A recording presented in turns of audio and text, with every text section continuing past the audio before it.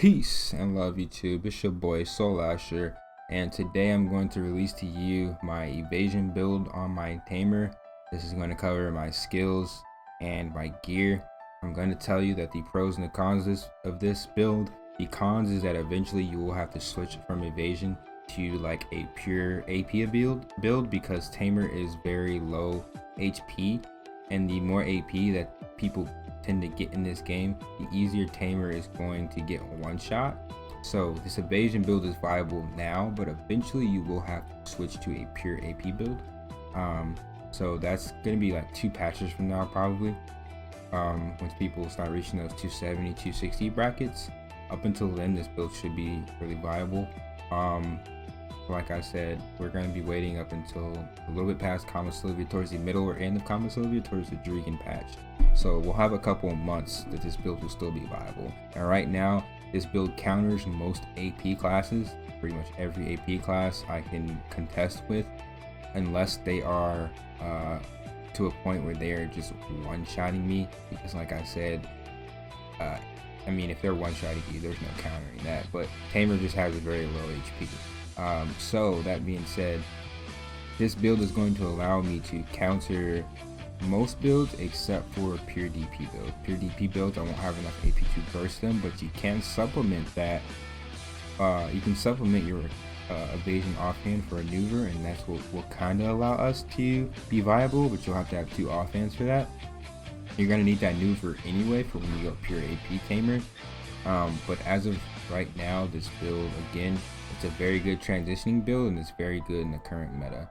The pros is, like I said, that it counters multiple classes that are AP based. They're going to have a very hard time killing you with this build. You will be able to kill, classes like Sorks, Musas, which is wizards that are, going pure AP. If they're not building correctly, you're going to easily destroy them. That being said, let me go ahead and show you the actual skill build. So my skill build: evasion 3, because you're going to be switching between pre-awakening and awakening, so you need that evasion if you want to have full mobility on Tamer. You want to max out your Hiling, because Hiling actually he combos with your skills when you have him out. Like Void Lightning, he'll do a CC, which is an AoE spam CC that will allow you to zone enemies. He'll also combo with a lot of your awakened skills like Legendary Beast, All Around Spinner.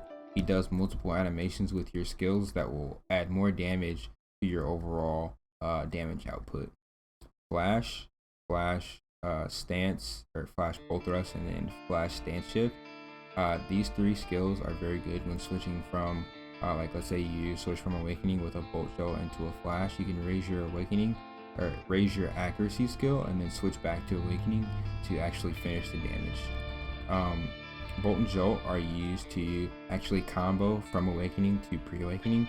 You're going to Bolt from Awakening, and Bolt will bring you into pre-Awakening. And let's say you bolt into a Void Lightning into a Jolt cancel. That is the quickest way to Void Lightning and get that AoE spam on the ground when you're being pressured by a very mobile class like a Sork or a Ninja. That bolt into Void Lightning spam is going to be very essential. Also, you can bolt and Jolt cancel your All Around Spinner and then go into like a grab, and then maybe another Moonlight.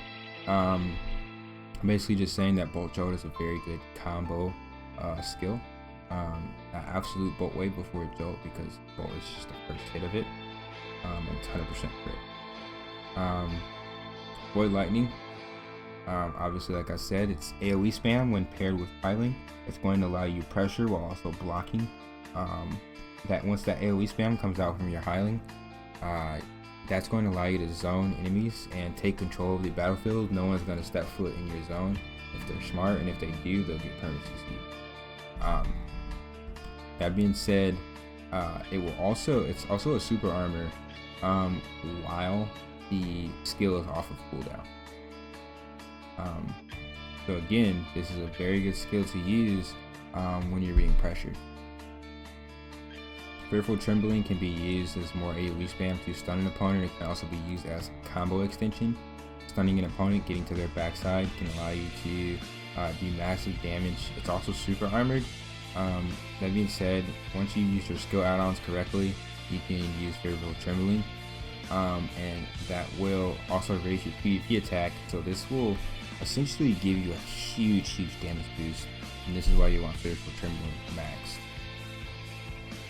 You need all the accuracy. This is self-explanatory. It's not higher because you need 61 for this max accuracy boost, but at 058, this is the highest you can get. You want all the accuracy possible. Your HP and your skilled hunter, they are very great. Even if you are PvP main, you still need skilled hunter because you need to PvE in order to grind efficiently. So these are both very good. Resonance over Horror Slam, because Resonance can allow you to cancel out of all around spinner.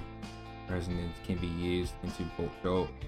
It can cancel into Bolt Jolt or out of Bolt Jolt, whichever you prefer. Resonance is an amazing stun and damage dealing skill while being super armor. The skill is just literally one of the best for bomb skills I've ever seen in any class. Jolt Stab is mainly for PvE, but I don't have enough skill points to get Legendary Beast Claw at the moment.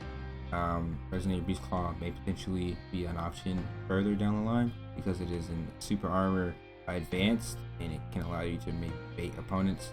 But as of right now, I'm using Jolt Stab for PvE. Don't really use it in PvP. For block, Berserk is very good. This is basically your E-buff. It's going to raise your stats like movement speed and resistance and DP. You have to have hailing out for this. Cloud Stomping is your main engage and disengage. You can Cloud Stomping into a Moonlight, or you could Leaves Gust into a Moonlight, but Cloud Stomping is going to allow you that versatility that you need in order to engage or disengage an opponent. Cloud Stomping into Cloud Ride is what you're going to mainly be using. I don't use any of the other animations of Cloud Stomping, just Cloud Stomping into Cloud Ride. Now, I mainly use Vermilion for Legendary Beast Dance. Mainly just Vermilion, just because Vermilion has the burn. For PvP, I'll suddenly use Azure, which is the left attack on the skill for resource management, but mainly using Vermilion. All Around Spinner is your main hitting, damage hitting ability. It's your main finisher. Let's say you will grab someone into a Moonlight, into a Garuda, or let's say Moonlight into Echo Pierce, into a Vermilion, into an all-around spinner. All-around spinner is going to come towards the end of that combo. It can be cancelled with Resonance or cancelled with a grab reset. You can also start a combo with all-around spinner. Let's say you're getting pressured by like a striker or a witch. You can challenge their skills with this because it's a forward guard, and once their skill animation is over, if you're close enough, you can grab them. So all-around spinner is a great bait or engagement skill on PS4. Echo Pierce is a re-engagement. Let's say if you're close to someone and they're slipping away, you can Echo Pierce and this will stiffen them. You can go back into more combos. It's also used as filler for down combos. It does a good amount of damage, but it's mainly used to switch from pre-awakening to awakening. I will show you my ring menu later, but this skill can be used as a ring slot. I ring slot it and it does a good amount of damage. Like I said, it's mostly filler, but it does very good amount of damage. Moonlight Strike is one of your main engagement skills. Let's say I Leaves Gust to the left of the opponent, and then I will Legendary Beast Power, which is a super armor rush into the opponent. That dash into a Moonlight. Moonlight says it's super armor. I wouldn't trust the super armor on Moonlight Strike, but it's so fast that chances are if you're anywhere near that opponent and you cast Moonlight Strike, your animation will probably go off before they have the chance to react. So again, Moonlight Strike is your main engagement. It can also be used, as a combo initiation. If you have an opponent and you need like a filler skill, you can Moonlight Strike into Full Moon. Full Moon does a good amount of damage. Garuda is level 2. It is a floating attack. You can use this as a filler to extend your combo. If you ever see someone standing up in the middle of your combo, you You can throw Garuda in and this will knock them back down. Garuda is just a very good CC skill. I know Beast Rampage heals. I don't use this personally because I don't have the skill points right now, but it is a very good skill to use if you have it, if you have the skill points, because it does provide you a heal. I just personally think these other skills are more important. I will eventually level Beast Rampage and start utilizing it more, but as of right now, that's what I have. Leaf Dropping and Flow Gust, mandatory. These are your main evade side steps, re-engagements. You can also use these to, when you're in a combo, let's say you start the combo with Moonlight Strike into a Vermilion. You can Leaf Dropping behind them and then continue the combo. You always want to try Leaf Dropping or Flow Gust to their opponent's backside. You just turn your screen and then Leaf Dropping to the side, and you can actually move to the backside by turning your screen and then Leaf Dropping. It's a very versatile skill and can be used to evade as well as to reposition yourself properly. That being said, that is my skill build. Let me also go ahead and show you my skill add-ons in the game.